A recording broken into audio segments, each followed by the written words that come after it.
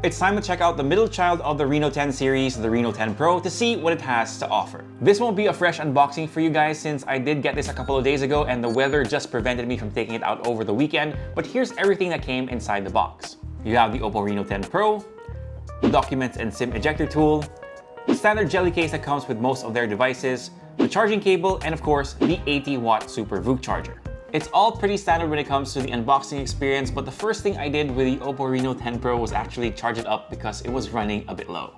The OPPO Reno 10 Pro has a 4600 mAh battery that again supports their 80-watt Super VOOC charging.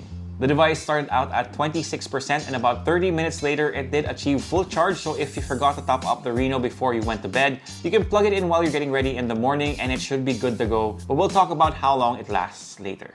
One of the things that OPPO has prioritized with their devices is how they look, and I think that's a play that most phone brands are going for now. They want you to look at your device as an accessory since, let's face it, we rarely leave home without it, and when we do, we kind of feel like something's missing. To that end, the OPPO Reno 10 Pro and actually the entire lineup looks really good. The colorway that they sent us for review is called Glossy Purple, which I wouldn't necessarily pick for myself, but if you want something a little less flashy, they are offering the Reno 10 Pro in silver gray.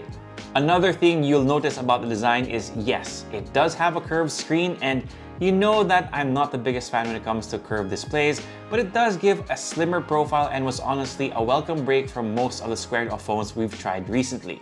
To give you guys a tour of the phone's button and port layout, you have the power button and volume rocker on its right side, a speaker grill, USB-C port, and access to the SIM tray is on the bottom, and up on top is an IR blaster because why not?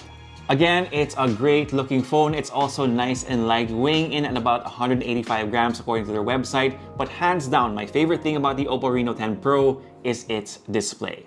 It measures in at 6.7 inches at Full HD Plus resolution and uses an AMOLED panel with a refresh rate of 120 Hz. Nothing really new when it comes to its specs. But the image quality on this thing, particularly the colors, really pop on this device, and since I watch a lot of YouTube content, I can really appreciate that.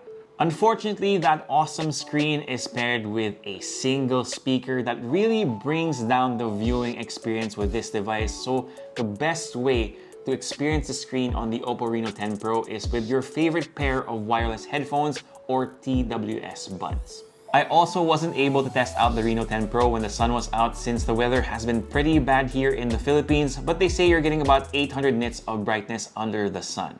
In terms of internals, the phone is equipped with the Qualcomm Snapdragon 778G, which we have seen in a lot of devices at this point in the game.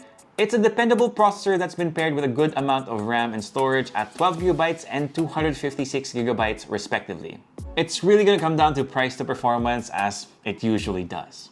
Now, I did try playing some Diablo Immortal with it primarily because I was interested in trying out their new Blood Knight class, and at least in the starting areas I was hitting about mid-50s while I was in town, with the busier parts dipping down in the low 40s that get clubbed down to the 30s very briefly when it gets super busy on screen.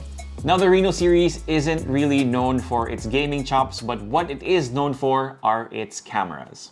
For its rear shooters, we're getting a 50 megapixel main camera, a 32 megapixel telephoto, and an 8 megapixel ultra-wide.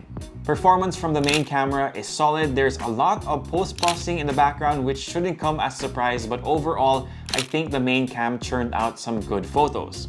The telephoto camera, admittedly, I didn't get to test out as much, but Avram was able to take the base Reno 10 to a concert that does have the same system as the Pro, so you can check out the results in his video, which I will link somewhere on screen.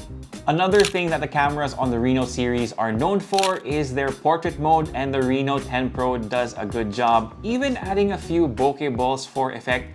I will say though that you kind of had to find the sweet spot, especially in low light, because it tends to go way overboard if you choose to simulate lower apertures. Now, the ultra-wide is definitely the weakest link of the three cameras, not only because it has the lowest megapixel count, but you can definitely see a huge dip in details and you will see a lot more noise when it comes to low light scenarios. In terms of video, the OPPO Reno 10 Pro can shoot up to 4K, which is pretty standard, but of course, if you want to have really stable footage with their ultra steady, you will be bumped down to 1080p. And if you're going to be using the front camera for vlogging, you will be locked to 1080p and the image will crop in if you want footage to be stable, but that introduces some really noticeable juddering, so that's something you have to take note of.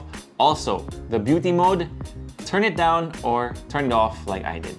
Okay, lastly, battery performance. How long did the OPPO Reno10 Pro last?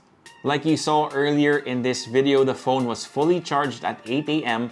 With the game testing, camera testing, and general usage, I got 5 hours and 30 minutes of screen on time with this device with 10% battery left at 8:59 p.m.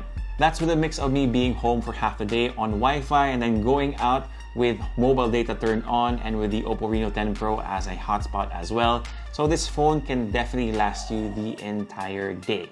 Now, the important question, the all-important question, how much is the OPPO Reno10 Pro?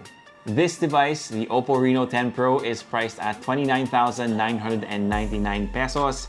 I know, I can imagine your faces as I say that, and I'll leave it at that. Now, if you want to check out the rest of the OPPO Reno10 series, I will leave a playlist somewhere on screen so you can check it out. But that's it for me. Peace and God bless.